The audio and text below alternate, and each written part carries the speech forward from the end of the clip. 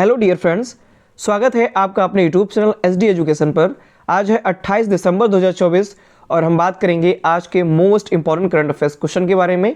जैसा कि आप सभी लोग जानते हैं, हम अपने इस वीडियो में जो भी आगामी एग्जाम्स हैं उन एग्जाम्स के लिए जो इंपॉर्टेंट करंट अफेयर्स के क्वेश्चन होते हैं उन सभी क्वेश्चन को यहाँ पर कवर किया जाता है। साथ ही साथ उनसे इंपॉर्टेंट जो पॉइंट बनते हैं उनको भी एक्सप्लेन किया जाता है। तो अगर आप वीडियो पर पहली बार आए हैं तो वीडियो को शुरू से लेकर लास्ट तक पूरी देखिए। वीडियो अगर पसंद आती है तो वीडियो को लाइक कीजिए, अपने दोस्तों के साथ वीडियो को अधिक से अधिक शेयर कीजिए और चैनल को सब्सक्राइब कीजिए। बढ़ेंगे वीडियो में आगे की तरफ और बात करेंगे आज के पहले प्रश्न की।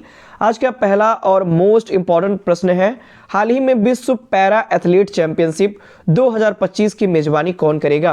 यानी किस देश के द्वारा विश्व पैरा एथलीट चैंपियनशिप की 2025 की जो मेजबानी है वो की जाएगी?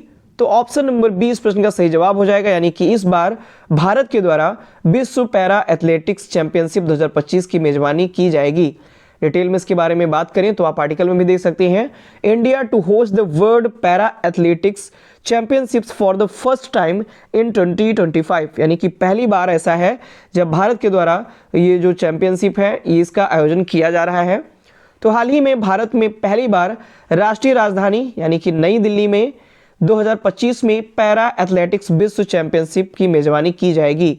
भारतीय राजधानी नई दिल्ली में स्थित जो जवाहरलाल नेहरू स्टेडियम है वहां पर इसका आयोजन किया जाएगा।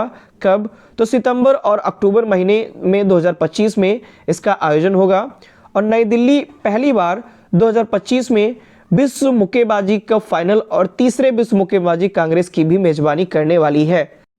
यानी कि पैरा एथलेटिक्स के साथ साथ पहली बार नई दिल्ली पहली बार 2025 में विश्व मुक्केबाजी कप फाइनल और तीसरे विश्व मुक्केबाजी कांग्रेस की भी मेजबानी करने वाला है। अगले क्वेश्चन की तरफ बढ़ते हैं। अगला क्वेश्चन है, हाल ही में किसे SBI का प्रबंध निदेशक नियुक्त किया गया है? तो ऑप्शन नंबर सी इस प्रश्न का सही जवाब है, राम मोहन राव अमारा को SBI का नया प्रबंध निदेशक यानी कि मैनेजिंग डायरेक्टर नियुक्त किया गया है। डिटेल में बात करें अगर तो आप आर्टिकल भी देख सकते हैं, Ram Mohan Rao Amara has been appointed as the managing director of SBI यानी कि MD नियुक्त किया गया है। डिटेल में इसके बारे में अगर हम जानें तो भारतीय स्टेट बैंक यानी कि बात करें SBI, भारतीय स्टेट बैंक ऑफ इंडिया ने राम मोहन राव अमारा को बैंक का प्रबंध निदेशक नियुक्त किया। उप प्रबंध निदेशक अमारा जो है इनको 3 साल की अवधि के लिए नियुक्त किया है। वह देश के सबसे बड़े ऋणदाता के चेयरमैन के रूप में CS शेट्टी की पदोन्नति के बाद खाली हुए स्थान को भरेंगे। यानी कि इससे पहले यहाँ पर CS शेट्टी जो थे वो अपॉइंट थे, अब इनके स्थान पर राम मोहन राव अमारा को नियुक्त किया जाएगा। बात करें अगर हम SBI की तो यह भारत का सबसे बड़ा वाणिज्यिक बैंक है। ध्यान रखिएगा, सबसे बड़ा वाणिज्यिक बैंक जब पूछा जाएगा तो आप SBI लगाएंगे। तो SBI सबसे बड़ा भारत का सबसे बड़ा वाणिज्यिक बैंक है। इंपीरियल बैंक का नाम बदल करके स्टेट बैंक ऑफ इंडिया किया गया था। यानी कि इसका पहला नाम, इससे पहले जो इसका नाम था वो था इंपीरियल बैंक।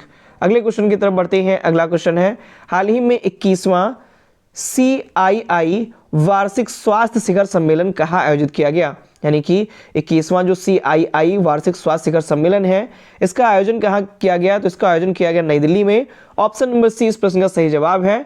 डिटेल में इसके बारे में बात करें तो 21वां CII वार्षिक स्वास्थ्य शिखर सम्मेलन भारत के नई दिल्ली में जो स्थित है एक होटल अशोका होटल, उसमें इसका आयोजन किया गया। कब? तो 19 दिसंबर 2024 को इसका आयोजन हुआ। इसकी जो अध्यक्षता है वो CII national health care council के अध्यक्ष और मेदांता द मेडिसिटी के प्रबंध निदेशक डॉक्टर नरेश त्रेहान ने इसकी अध्यक्षता की हुई है। बात करें इस वर्ष की थीम क्या रखी गई?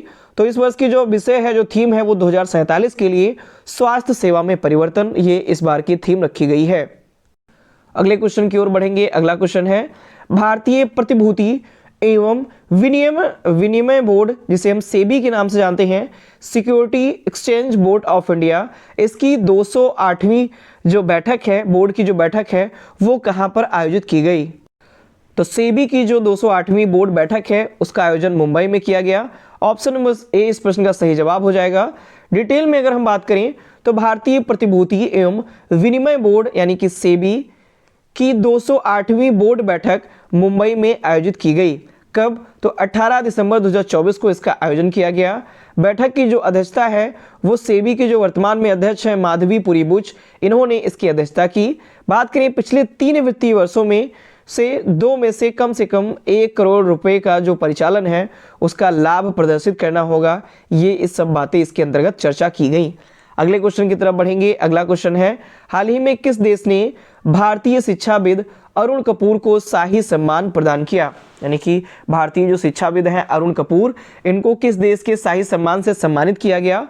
तो ऑप्शन नंबर बी इस प्रश्न का सही जवाब हो जाएगा, यानी भूटान देश के जो भूटान देश का शाही सम्मान है उस सम्मान से भारत के जो शिक्षाविद हैं अरुण कपूर, इनको सम्मानित किया गया है। डिटेल में बात करें तो हाल ही में प्रसिद्ध भारतीय शिक्षाविद अरुण कपूर को भूटान का शाही सम्मान दिया गया। इसको भूटान के जो राजा हैं जिग्मे खेसर नामग्याल, इनके द्वारा इसे सम्मानित किया गया। अरुण कपूर ने भारत, भूटान और ओमान में कई स्कूल स्थापित किए हैं और इन्हीं सब कार्यों के चलते इनको ये जो सम्मान है ये दिया गया है। बात करें 117वें भूटानी राष्ट्रीय दिवस समारोह थिम्पू के चांगली मथांग स्टेडियम में इसका आयोजन किया गया। आगे बढ़ेंगे। अगला क्वेश्चन है, मोस्ट इंपॉर्टेंट क्वेश्चन है अगला क्वेश्चन। बात करें हाल ही में किसे कैम्ब्रिज डिक्शनरी का वर्ड ऑफ द ईयर घोषित किया गया है? यानी अभी हाल ही में, इससे पहले ऑक्सफोर्ड डिक्शनरी के द्वारा वर्ड ऑफ द ईयर घोषित किया गया था ब्रेन रोट को।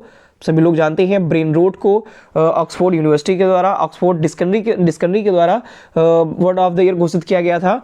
अब की बार कैम्ब्रिज डिक्शनरी का जो वर्ड ऑफ द ईयर है वो किससे घोषित किया गया है? तो ऑप्शन नंबर ए इस प्रश्न का सही जवाब हो जाएगा, यानी मैनिफेस्ट को कैम्ब्रिज डिक्शनरी का वर्ड ऑफ द ईयर घोषित किया गया है। मैनिफेस्ट के बारे में आगे और हम अगर बात करें तो मैनिफेस्ट को 2024 के लिए कैम्ब्रिज डिक्शनरी की तरफ से वर्ड ऑफ द ईयर का खिताब मिला हुआ है। कैम्ब्रिज डिक्शनरी की जो वेबसाइट है उस वेबसाइट पर इस इंग्लिश वर्ड यानी मैनिफेस्ट को लगभग 1,30,000 बार सर्च किया गया, यानी कि इतने बार इसे सर्च किया गया और यह साल का सबसे ज़्यादा देखे जाने वाला जो वर्ड है वो बन गया है। और इस प्रकार से इस वर्ड को कैम्ब्रिज डिक्शनरी के द्वारा वर्ड ऑफ द ईयर घोषित किया गया है। बात करें अगर ऐतिहासिक रूप से मैनिफेस्ट जो शब्द है ये लैटिन और फ्रेंच भाषा से लिया गया था, जिसका मूल जो अर्थ था वो था आसानी से देखा जाने वाला या स्पष्ट, यानी कि ऐसी कोई चीज़ या ऐसी कोई वस्तु जिसको आसानी से या स्पष्ट रूप से देखा जा सकता है, उसके लिए मैनिफेस्ट शब्द का प्रयोग किया जाता था। लेकिन बात करें जो डिक्शनरी ने क्या कुछ बताया हुआ है, कैम्ब्रिज डिक्शनरी ने इसका प्रयोग क्या बताया है इस वर्ड का, तो इसने बताया है कि इस वर्ड का जो प्रयोग है वो अक्सर किसी लक्ष्य को हासिल करने की कल्पना करने के लिए किया जाता है। यानी कि कोई अगर लक्ष्य है, उस लक्ष्य को हासिल करने के लिए आप जो कल्पनाएं बना रहे हो, आप जो कल्पनाएं क्रिएट कर रहे हो, उन कल्पनाओं के लिए इस शब्द का प्रयोग किया जाता है, मैनिफेस्ट शब्द का प्रयोग किया जाता है। अगले क्वेश्चन की तरफ बढ़ेंगे। अगला क्वेश्चन है, हाल ही में कौन बुल्गारिया में भारत के अगले राजदूत नियुक्त किए गए? तो ऑप्शन नंबर ए इस प्रश्न का सही जवाब हो जाएगा, अरुण कुमार साहू को बुल्गारिया में भारत का अगला राजदूत नियुक्त किया गया है। डिटेल में इसके बारे में बात करें तो श्री अरुण कुमार साहू को बुल्गारिया गणराज्य में भारत का अगला राजदूत नियुक्त किया गया।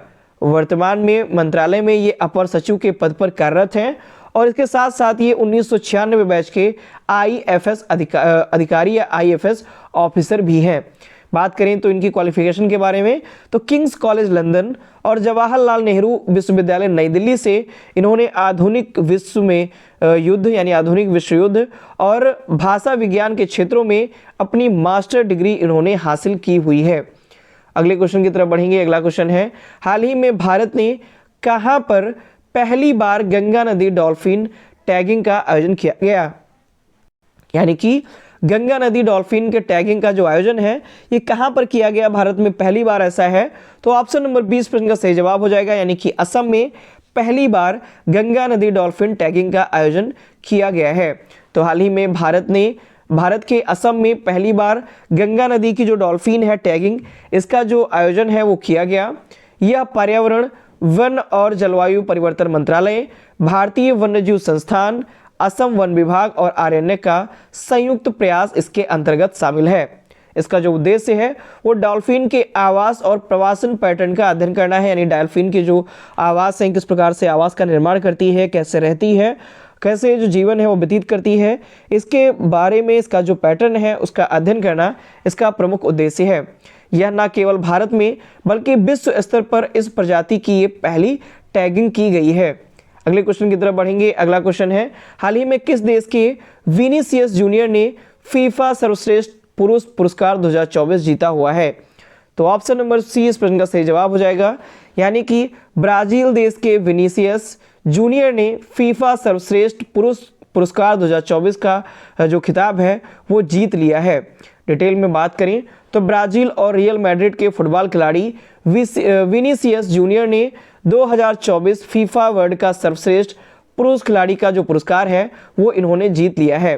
बात करें तो 17 दिसंबर 2024 को कतर की राजधानी दोहा में इसका आयोजन एक समारोह में 2024 फीफा पुरस्कारों की घोषणा विजेता की घोषणा की गई है। बात करें इसी के अंतर्गत सर्वश्रेष्ठ फीफा महिला खिलाड़ी किसे नियुक्त किया गया? तो स्पेन और बार्सिलोना फुटबॉल क्लब की एतेना बोनमाटी, इनको सर्वश्रेष्ठ फीफा महिला खिलाड़ी का पुरस्कार दिया गया है। अगले क्वेश्चन की तरफ बढ़ेंगे। नेक्स्ट और लास्ट क्वेश्चन है, हाल ही में दुनिया का सबसे बड़ा पशु वध महोत्सव गाड़ी माही कहाँ मनाया गया? यानी कि जो पशु जो वध महोत्सव है, हालांकि खासकर जिसे हम गाड़ी माही महोत्सव के नाम से भी जानते हैं, इसमें पशु का वध किया जाता है, पशु बलि दी जाती है। तो ये पशु वध, दुनिया का सबसे बड़ा पशु वध महोत्सव, ये कहाँ पर मनाया गया? नाम है इसका गाड़ी माही। तो ये ऑप्शन नंबर सी इस प्रश्न का सही जवाब हो जाएगा, यानी कि नेपाल में दुनिया का सबसे बड़ा पशु वध महोत्सव गाड़ी माही आयोजित किया गया। डिटेल में इसके बारे में अगर हम बात करें तो गाड़ी माई उत्सव नेपाल के 12 जिले में गढ़ी माई मंदिर में हर साल 5 साल पर मनाया जाता है। इस साल की बात करें तो 7 से 9 दिसंबर 2024 तक इसे मनाया गया। बात करें पेटा, जिसे peoples for ethical treatment of animals India ने नेपाल के प्रधानमंत्री केपी इस महोत्सव को रोकने की मांग की हुई है। इस उत्सव के दौरान लाखों जो पशु होते हैं उनकी बलि भी चढ़ाई जाती है और इसीलिए ये फेमस है किस नाम से? पशु वध महोत्सव के नाम से गाड़ी माही इसका नाम। तो ये थे आज के हमारे मोस्ट इंपॉर्टेंट करंट अफेयर्स के क्वेश्चन। आशा करता हूँ आपको सारे क्वेश्चन पसंद आए होंगे, ये जो वीडियो है वो इन्फॉर्मेटिव लगी होगी। तो अगर वीडियो आपको इन्फॉर्मेटिव लगती है तो उसके लिए प्लीज़ वीडियो को लाइक करें, अपने दोस्तों के साथ वीडियो को अधिक से अधिक शेयर करें और चैनल को सब्सक्राइब करें। धन्यवाद।